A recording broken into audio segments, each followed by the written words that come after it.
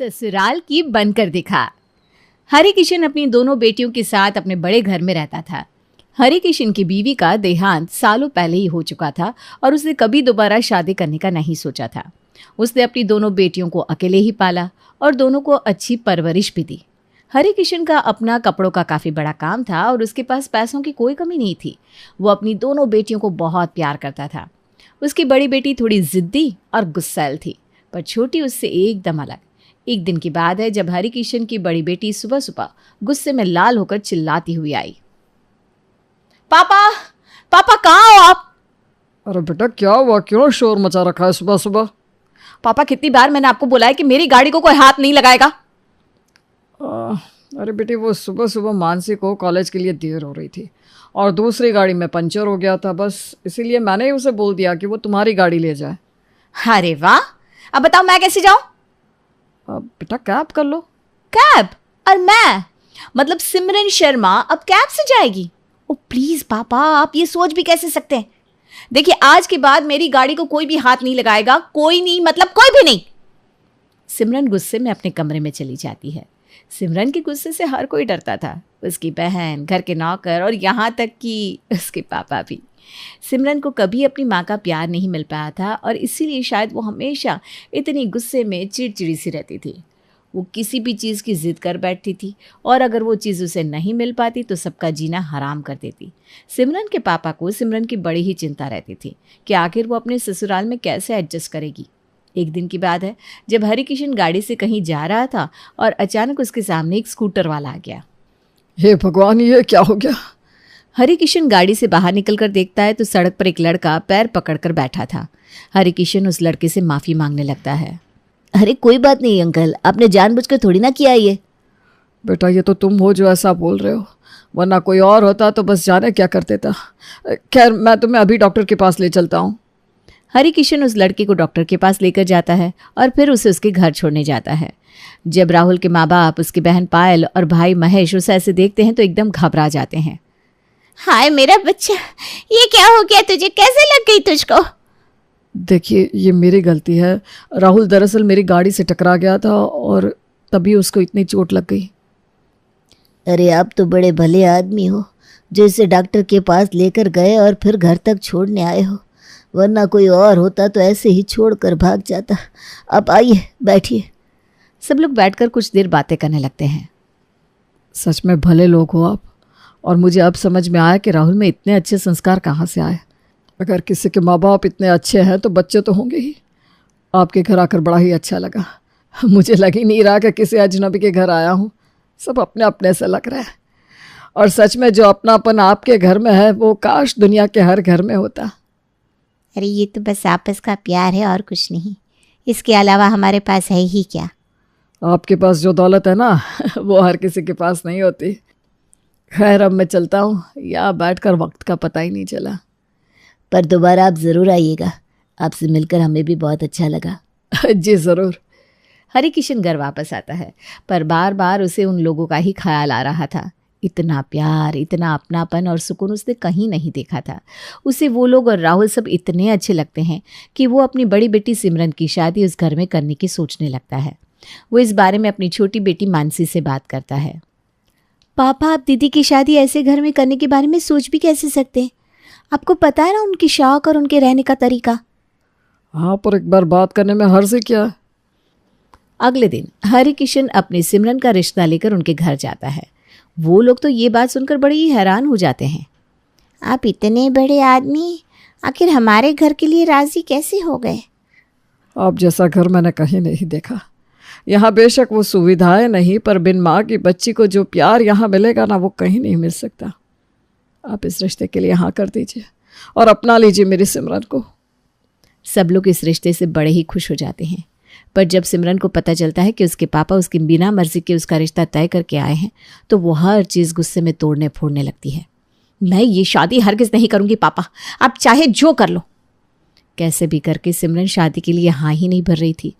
उसके पापा और उसकी बहन इस बात से बड़े ही परेशान थे। सिमरन की जिद के आगे किसी की नहीं चल रही थी और आखिरकार हरि किशन को सिमरन की बात माननी ही पड़ी। वो उदास मन से राहुल के घर बात करने के लिए निकल पड़े, पर उनका ध्यान कहीं और था। जिसकी वजह से उनका बहुत बुरी तरह एक्सीडेंट हो गया। जब हॉस्पिटल से सिमरन के पास फ़ोन आया तो दोनों बहनें रोती हुई वहाँ हॉस्पिटल भागी। पापा, पापा ये आपको क्या हो गया? बेटा, अब मैं ज़्यादा समय का मेहमान नहीं हूँ, मेरे पास वक्त नहीं बचा। मैं बस जाते जाते इतना कहना चाहता हूँ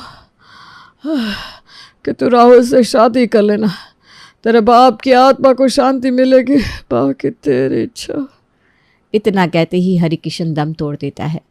उसकी दोनों बेटियों का रो रो कर बुरा हाल हो जाता है। जब राहुल के घर वालों को हरिकिशन के बारे में पता चलता है तो उनको यकीन ही नहीं होता। हे भगवान, ये क्या हो गया? यकीन नहीं हो रहा कि वो अब इस दुनिया में नहीं। बेचारी बच्चियां कैसे रह पाएंगी। मैं कल उनको फ़ोन करूँगा, उनका हालचाल पूछूंगा। सिमरन अपने कमरे में बैठी बस अपने पापा की बोली आखिरी इच्छा को याद कर रही थी। बार बार वो बात उसके दिमाग में आ रही थी। मानसी, मैंने फैसला ले लिया है, मैं पापा की आखिरी इच्छा ज़रूर पूरी करूँगी। आखिर पापा ने मेरे लिए कोई ख़राब रिश्ता तो देखा नहीं होगा। मुझे पता है उन्होंने मेरे लिए दुनिया का सबसे अच्छा लड़का और घर पसंद किया होगा। जो भी उन्होंने पसंद किया होगा उसमें तुम्हारा अच्छा ही होगा दीदी, ये तुमने एकदम सही फैसला लिया है। जब अगले दिन राहुल के बाबूजी का फ़ोन आता है तो मानसी उनको अपने पापा की आखिरी इच्छा के बारे में बताती है। इतना दुख का माहौल होता है, इसलिए सिमरन एकदम सादे तरीके से शादी करने के लिए सोचती है और सब उसकी बात मान लेते हैं। एक मंदिर में राहुल और सिमरन की शादी हो जाती है। शादी करके अब सिमरन पहली बार अपने ससुराल पहुंची तो पुराने से घर को देखकर उसका तो दिमाग ही खराब हो गया। पापा ने मेरे लिए इस घर में रिश्ता तय किया था। मैंने तो सोचा था कोई बहुत रईस लोग होंगे, पर ये तो एकदम फटीचर निकले। आखिर ऐसी जगह क्या सोचकर उन्होंने मेरा रिश्ता तय किया था? वो तो जानते थे कि मैं कैसे पली बड़ी हूं, फिर क्यों किया मेरे साथ ऐसा? सिमरन के मन में हजारों सवाल चल रहे थे, पर वो एकदम चुप रहती है। वो अपने ससुराल में बड़े दुखी मन से कदम रखती है, पर सब उसका स्वागत बड़े ही प्यार से करते हैं। जब सिमरन अपने कमरे में जाती है तो गर्मी से उसका बुरा हाल हो जाता है। जल्दी से एसी चलाओ ना, गर्मी से मैं पसीने पसीने हो गई हूँ। एसी? हमारे घर में तो एसी नहीं है, यहाँ बस कूलर है। एसी नहीं है? क्या बोल रहे हो तुम? सिमरन आखिर कैसे रहेगी ऐसे घर में, और वो भी बिना एसी के? पापा, क्यों पापा आपने मेरी शादी ऐसे घर में तय की जहां एसी तक नहीं है? सिमरन अपनी किस्मत को कोसने लगती है और रोते रोते सो जाती है। जब सुबह होती है तब पूरा घर उठ चुका था, पर सिमरन अभी तक सो रही थी। सिमरन की ननद पायल उसे उठाने आती है। भाभी, भाभी देखो सब उठ गए हैं। आज आपकी मुंह दिखाई है ना, और आप अभी तक सो रही हैं, उठिए। उफ, क्या दिक्कत है तुम सबको? चैन से सोने क्यों नहीं देते मुझे? एक तो इस गर्मी की वजह से मैं पूरी रात सो नहीं पाई, और अब तुम इतनी सुबह सुबह मुझे उठाने आ गई। भाभी, वो माँ ने बोला था मुझे आपको उठाने के लिए। सब औरतें आपकी मुंह दिखाई करने के लिए आने वाली है ना, तो बस आप जल्दी से नहा धोकर तैयार हो जाइए। ठीक है, जाओ अभी। सिमरन जब तैयार होने के लिए कपड़े ढूंढती है तो उसे एक भी ढंग की साड़ी नहीं दिखती। ये सब क्या बेकार के सस्ते कपड़े, अब मैं क्या ऐसे कपड़े पहनूंगी? ये कहाँ मुझे गरीबों के घर भेज दिया पापा ने। अरे तुम अभी तक तैयार नहीं हुई? सब नीचे इंतजार कर रहे हैं। तैयार होने के लिए कपड़े कहाँ है? ये पहनूंगी क्या अब मैं? इतने बेकार कपड़े? मुझे आज ही नए और मेरी पसंद के कपड़े चाहिए। तुम अपना क्रेडिट कार्ड मुझे दे दो, मैं खुद शॉपिंग कर लूंगी। राहुल अपना क्रेडिट कार्ड सिमरन को दे देता है। सिमरन जैसे तैसे बड़ी मुश्किलों से तैयार होकर बाहर।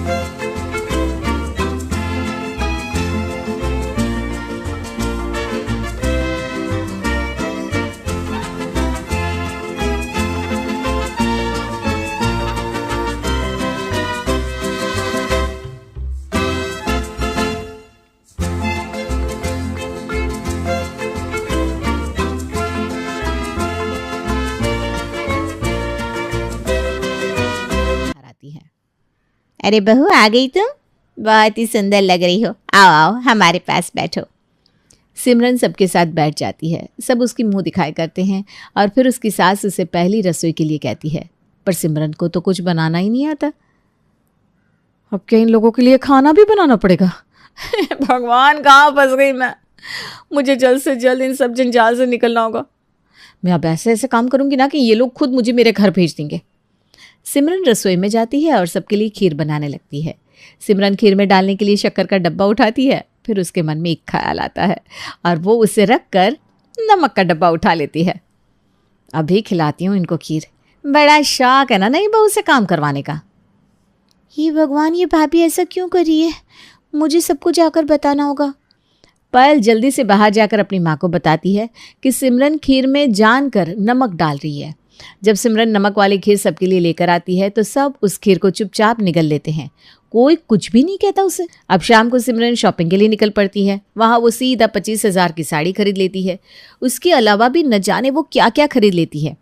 कुछ दिन बाद जब राहुल का क्रेडिट कार्ड का बिल आता है तो उसकी टेंशन से हालत खराब हो जाती है। माँ, ये तो मेरी सैलरी से भी ज़्यादा का बिल है। बताओ मैं क्या करूँ? बेटा, उसे हमेशा महंगे कपड़े पहनने की आदत है। उसे क्या पता अब कि तुम इतना कमाते ही नहीं हो। जब उसे पता चल जाएगा तो वो उस हिसाब से खर्च करेगी। पर माँ, मेरा तो सारा हिसाब बिगड़ गया ना। राहुल परेशान होकर वहाँ से चला जाता है। बेचारा उदास होकर अपने कमरे में बैठा था। तभी सिमरन उससे पूछती है, तुम आज ऐसे चुपचाप क्यों बैठे हो? नहीं, कुछ नहीं। मैं तो बस ऐसे ही काम को लेकर परेशान था। काम को लेकर? अच्छा, काम से याद आया, तुम्हारी सैलरी कितनी है? मुझे तो ये भी नहीं पता कि तुम कितना कमाते हो। मेरी सैलरी 20,000 रुपये महीना है। 20,000 रुपये? बस? इतने से पैसों में तुम आखिर कैसे अपने शौक पूरे करते हो? शौक? हम मिडिल क्लास लोगों के कोई शौक नहीं होते। 10,000 मैं माँ को देता हूँ, 5,000 बैंक में जमा करता हूँ, 3,000 पेट्रोल के लग जाते हैं, बचते हैं 2,000। पर वो भी कहीं ना कहीं लग जाते हैं, कुछ बच नहीं पाता। मैंने तो इसके कार्ड से 50,000 की शॉपिंग कर ली थी। खैर, मुझे क्या लेना देना। जब परेशान होगा तभी तो मुझे यहाँ से जाने को मिलेगा। सिमरन हर दिन कुछ न कुछ नया ड्रामा करती रहती। उसे लगता है कि सब उसकी इस बात से अनजान है कि वो ये सब जान कर रही है। हर कोई सिमरन की हरकतों से वाकिफ़ होता है पर कोई उसे कुछ भी नहीं कहता। एक दिन तो सिमरन हद ही पार कर देती है। जब पायल अपने बाबूजी को दवाई देने जा रही थी तभी सिमरन आकर उससे कहती है, ये तुम किसकी दवाई लेकर जा रही हो? बाबूजी की। उनको हाई बीपी रहता है ना। अब मैं उनके ही कमरे में जा रही हूँ। मुझे दे दो, मैं दे देती हूँ उनको दवाई। सिमरन अपने ससुर को डबल डोज दे देती है, जिसकी वजह से उसके ससुर की हालत ख़राब हो जाती है। वो पसीने पसीने हो जाते हैं और अचानक ज़मीन पर गिर जाते हैं। सब लोग उनको फटाफट हॉस्पिटल लेकर भागते हैं। कुछ देर बाद डॉक्टर आकर सबको बताता है, इन्होंने दवाई की ज़्यादा डोज ले ली है। इनका बीपी इसलिए इतना ज़्यादा बढ़ गया है। शुक्र है कि आप इन्हें वक्त पर ले आए, वरना इनकी जान भी जा सकती थी। हे भगवान, ये क्या हो गया? अगर आपको कुछ हो जाता तो मेरा क्या होता? माँ प्लीज़ अब रो मत। अब बाबूजी एकदम ठीक है ना। अब बस आप उनका अच्छे से ध्यान रखना। अच्छे से ध्यान नहीं, बस अपनी बहू से दूर रखना, वही काफ़ी है। ये तुम क्या बोल रही हो पायल? अपनी भाभी के लिए तुम ऐसा कैसे बोल सकती हो? तो क्या बोलो फिर? माँ को उस लड़की की हर हरकत पता है, फिर भी जब देखो उसे बचाने में लगी रहती। पहले दिन मैंने खुद अपनी आंखों से देखा उसे शक्कर के डब्बे को रखकर नमक डालते हुए, पर माँ ने सबको वो नमक वाली खीर जबरदस्ती खिलाई। चलो ये तो फिर भी छोटी चीज़ थी, पर उसने 50,000 की शॉपिंग कर ली, जिसमें कि भैया की सैलरी ही 20,000 है। माँ ने मेरी शादी की FD तोड़वा दी, पर भाभी को कुछ नहीं बोला। अरे चलो वो भी जाने दो, पर अब तो उसने हद ही कर दी। मैंने खुद उसको बाबूजी की दवाई दी थी, उनको ले जाकर दे देती। आखिर बाबूजी ने डबल डोज कैसे खा ली? उसने मारने की कोशिश की मेरे बाबूजी को। कितनी घटिया औरत है वो। पायल, खबरदार, जो ऐसे शब्द अपनी भाभी के लिए दोबारा इस्तेमाल किए तो मुझसे बुरा कोई नहीं होगा। पर माँ, पायल गलत क्या बोल रही है? उसने इतनी बड़ी हरकत की है और आप उसकी तरफदारी कर रहे हो। हाँ, कर रही हूँ मैं तरफदारी, क्योंकि मैं समझती हूँ उसका दर्द। बचपन में अपनी माँ को खो दिया। उसने तो कभी देखा ही नहीं कि माँ कैसी होती है, भरा पूरा परिवार कैसा होता है। बेचारी बिन माँ की बच्ची आखिर चिड़चिड़ी नहीं होगी तो क्या होगी? ऊपर से उसके बाबूजी ने उसकी शादी उसकी बिना मर्जी कैसे मिडिल क्लास घर में कर दी। उसको यहाँ क्या ही मिल रहा है? फिर भी वो रह रही है ना, उसे प्यार की ज़रूरत है बस। देखना एक दिन सब अच्छा हो जाएगा। उन सब की बातें बाहर खड़ी सिमरन सुन रही थी और उसके साथ उसकी बहन मानसी भी। सिमरन उन सब की बातें सुनकर एकदम हैरान हो जाती है। उसे यकीन ही नहीं हो रहा था कि आखिर कोई परिवार ऐसा भी हो सकता है, कोई ससुराल ऐसा भी हो सकता है। क्या सोच रही हो दीदी? हमेशा ये बोलती हो ना, आखिर पापा ने यहाँ क्या देखा? अब तो आपको जवाब मिल गया होगा दीदी। पापा ने आपके लिए वो देखा जो आपने अपनी लाइफ में हमेशा मिस किया, माँ का प्यार और ऐसा परिवार जो बहू को बेटी बनाकर रखता है। आप बस पैसों पर मरती रही और इतनी कीमती चीज़ पर ध्यान ही नहीं दिया जो आपको हर पल मिल रही है। सिमरन मानसी की एक एक बात चुपचाप सुनती रहती है। उसका सर शर्म से झुक जाता है और आंखों में पश्चाताप के आंसू होते हैं। वो बिना कुछ बोले वहाँ से चली जाती है। राहुल के बाबूजी को भी इलाज के बाद डिस्चार्ज कर दिया जाता है। देख लो आपकी लाडली बहू, बाबूजी को हॉस्पिटल देखने तक नहीं आई। बस कर पायल, अब घर चल। सब लोग बाबूजी को लेकर घर पहुंचते हैं। राहुल और महेश बाबूजी को उनके कमरे में लेकर जाते हैं तो वहाँ सिमरन पहले से ही खड़ी थी। कैसे हो बाबूजी आप? देखो माँ, मैंने बाबूजी का पूरा कमरा साफ कर दिया है और उनकी सारी दवाई यहाँ टेबल पर रख दी है। मैंने ठीक किया ना माँ? सिमरन के ऐसे बर्ताव को देखकर सब हैरान हो जाते हैं। पायल को तो ऐसा लग रहा था जैसे सिमरन अपनी गलती को छुपाने के लिए अच्छे बनने का नाटक कर रही है। हम सब देख लेंगे, आप जाकर अपने कमरे में आराम करो। हाँ बहू, तुम आराम करो, थक गई होगी ना। पायल बेटी, जाकर रसोई में खाने का इंतज़ाम करो। पायल, तुम्हें रसोई में जाने की कोई ज़रूरत नहीं है, मैंने सब खाना बना दिया है। तुमने खाना बनाया? मजाक कर रही हो क्या? मैं सच बोल रही हूँ, मैंने दाल चावल रोटी सब बनाया है। मुझे खाना बनाना नहीं आता ना, इसलिए मैंने मोबाइल में देखकर सब बना लिया। आप लोग चलो ना प्लीज़, खाकर बताओ कैसा खाना बनाया है। सिमरन सबको अपने हाथों से खाना परोसती है। वो एकदम ही बदल जाती है। रात को राहुल जब हॉस्पिटल के बिल का हिसाब लगा रहा था तो सिमरन उससे कहती है, मुझे माफ़ कर दो, मैंने तुम्हारे इतने पैसे शॉपिंग में बर्बाद कर दिए। पर आज ही मैंने एक बहुत अच्छी नौकरी देखी है, पूरे 40,000 रुपये की। हम दोनों मिलकर कमाएंगे ना तो घर की ज़रूरत भी पूरी हो जाएगी और हमारे शौक भी। आखिर तुमको अचानक क्या हो गया सिमरन? तुम ऐसी तो नहीं थी। हाँ, मुझे पता है, मैंने पहले सबके साथ बुराई किया है, पर अब मुझे मेरी गलती का एहसास हो गया है। मैं अब पहले वाली सिमरन नहीं हूँ, मैं बदल गई हूँ। हाँ, मैंने ही बाबूजी को डबल डोज दे दी थी और सारे काम उल्टे करती थी ताकि तुम सब मुझसे परेशान होकर मुझे मेरे घर भेज दो। पर आज जब मुझे पता चला कि सब जानते हुए भी मुझे कोई कुछ नहीं कह रहा था तो उसी पल मुझे एहसास हो गया। ये तो बहुत अच्छा है ना सिमरन कि आखिरकार तुमने हम सबको अपना लिया। देखना, इस घर में तुम बहुत खुश रहोगी और तुम्हें हम सब बहुत प्यार देंगे। मैं जानती हूँ राहुल। उस दिन से सिमरन सबके साथ मिलजुल कर रहती है, नौकरी करके अपने पति का हाथ बटाती है और घर में मदद करके अपनी सास और ननद का। कुछ दिन में वो इस घर में इतनी घुल मिल जाती है कि उसे खुद भी एहसास नहीं हो पाता कि वो पहले कैसी थी। पूरा परिवार एक सुखी परिवार की तरह रहने लगता है और उस दिन सिमरन को अपने पापा के फैसले पर बहुत गर्व महसूस होता है। Hey there. Subscribe to my channel. And also press this bell icon.